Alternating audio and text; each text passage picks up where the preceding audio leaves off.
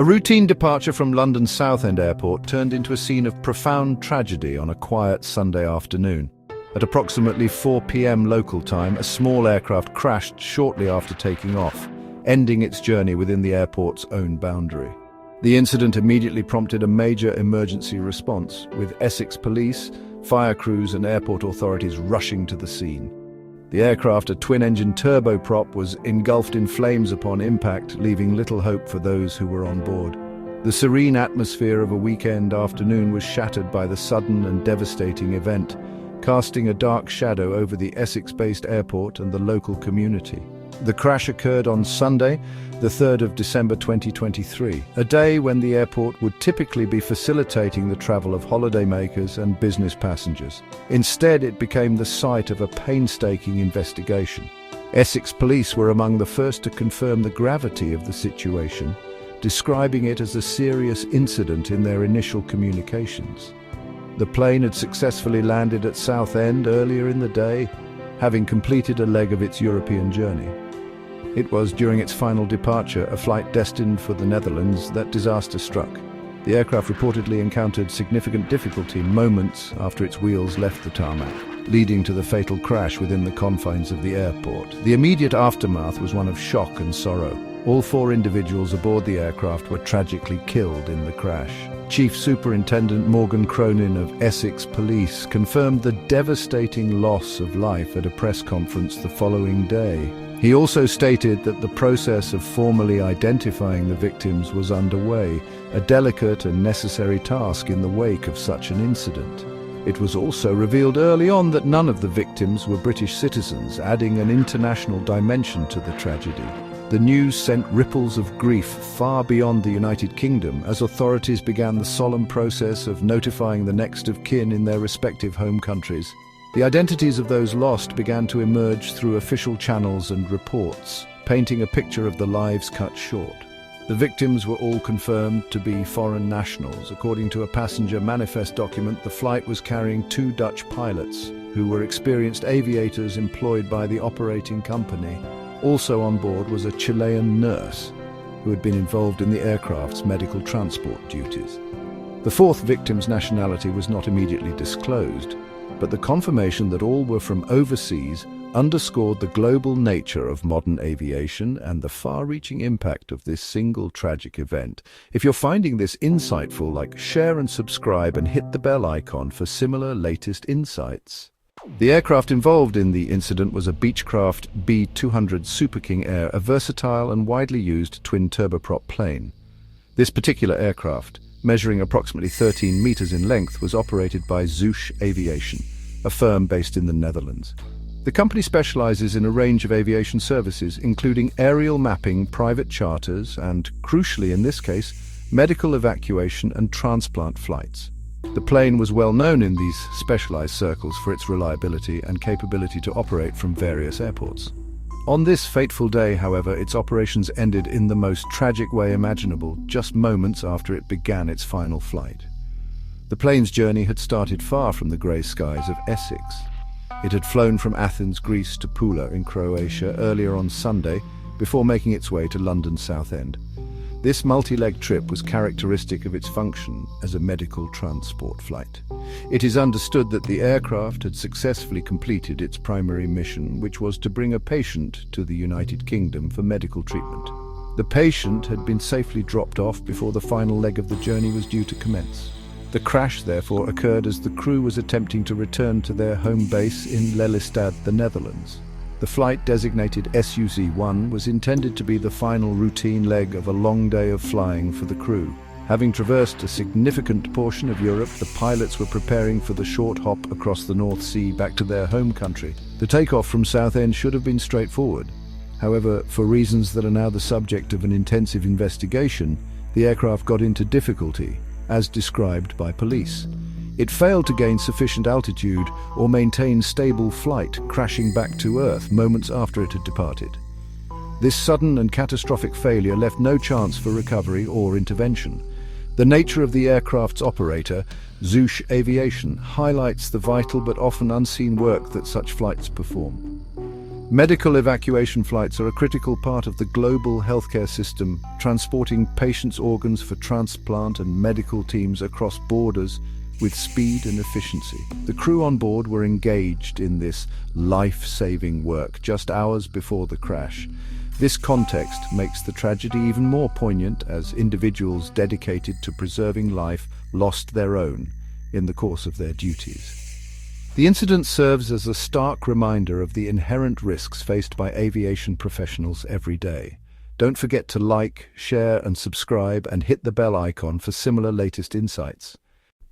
In the hours and days following the crash, official statements were issued by all the key organizations involved, expressing sorrow and outlining their immediate actions. Jude Winstanley, the Chief Executive Officer of London Southend Airport, delivered a heartfelt message on behalf of the entire airport staff. During a press conference, she offered sincere condolences to the families and friends of those lost in yesterday's tragic incident. She also extended her gratitude to the local community for their outpouring of support and understanding during what she described as an incredibly difficult time, acknowledging the disruption and distress the event had caused.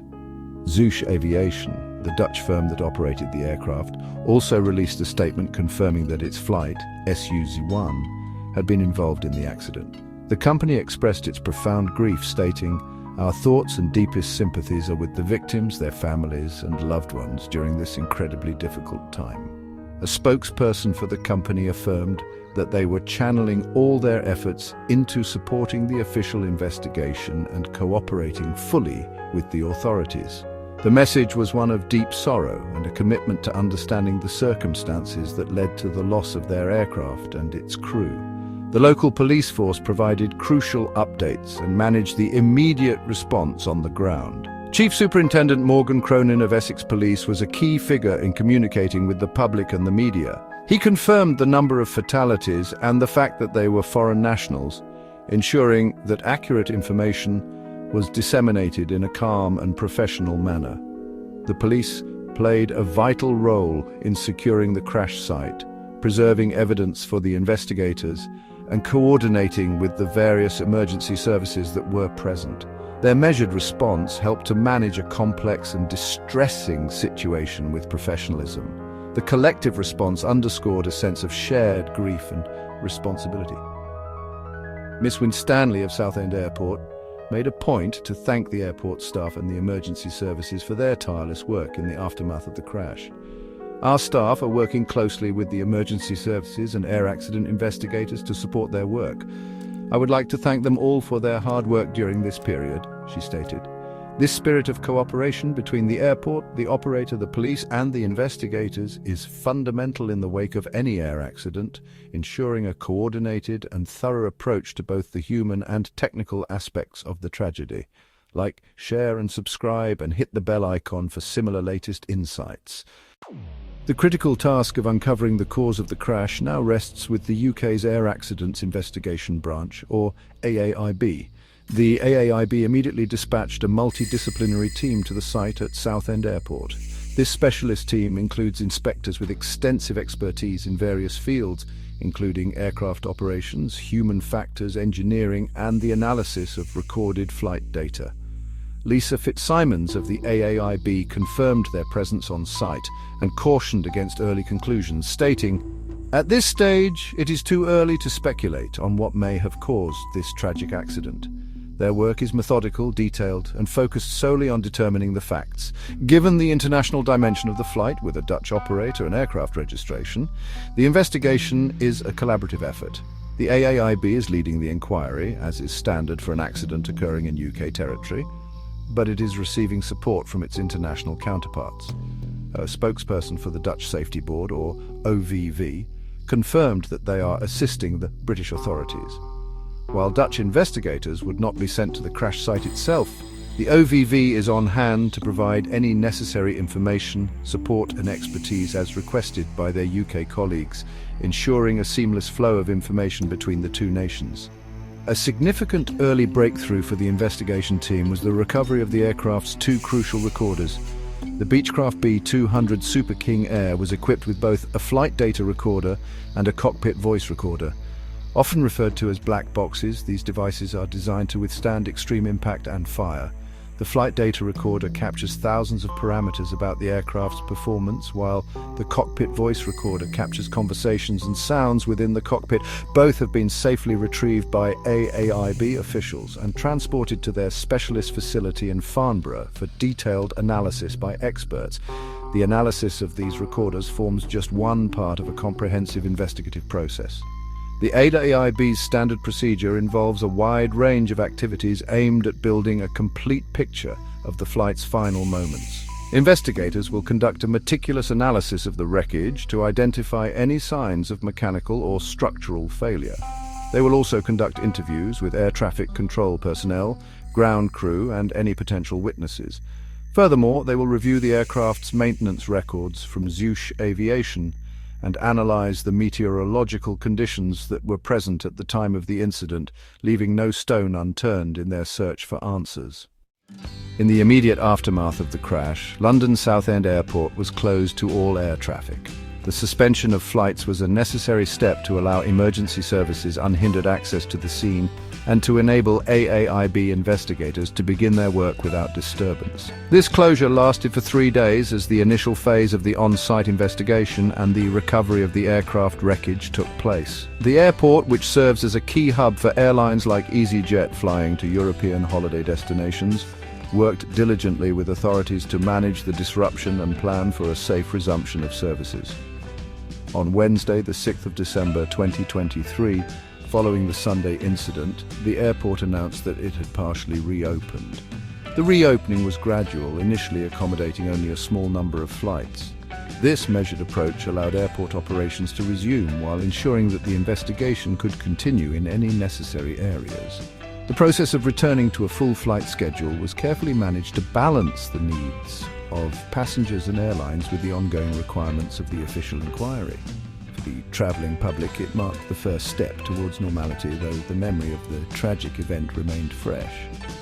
With the on-site work largely complete and the wreckage removed for detailed examination, the focus of the investigation shifts to the laboratory. The analysis of the flight data and cockpit voice recorders will be a painstaking process, potentially taking many weeks or months. The data will allow investigators to reconstruct the flight's final moments with precision, while the cockpit audio may provide invaluable insight into the actions and reactions of the flight crew. This detailed analysis, combined with the physical examination of the aircraft's components, will be crucial in determining the sequence of events that led to the crash. As the investigation continues, the aviation community and the public await the AAIB's findings. A preliminary report is often published within a few weeks, with a final comprehensive report following much later. The ultimate goal of this process is not to assign blame, but to understand the cause and contributing factors in order to prevent a similar tragedy from happening again. While the investigation takes its course, the thoughts of many remain with the families and friends of the 2 Dutch pilots and the Chilean nurse who lost their lives. For more on this and other stories, we encourage you to stay informed through our continuing coverage. For more insights, share and subscribe and hit the bell icon for similar latest insights.